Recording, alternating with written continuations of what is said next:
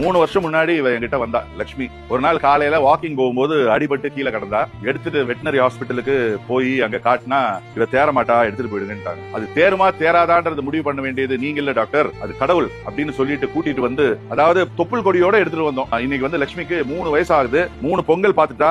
இன்னைக்கு வந்து லட்சுமி வந்து எங்க வீட்டுல ஒருத்தி மாதிரி பாய் வீட்டு லட்சுமி. சோ என் லட்சுமி என் கூட வந்ததுல இருந்தே எனக்கு ரொம்ப ராசி. இந்த ராசியில எல்லாம் எனக்கு நம்பிக்கை இல்ல. பட் இருந்தாலும் லட்சுமி வந்ததுல இருந்து என்னன்னு தெரியல, எல்லாமே நல்லாதே நடக்குது. அவ்வளோ பாசம் எனக்கு.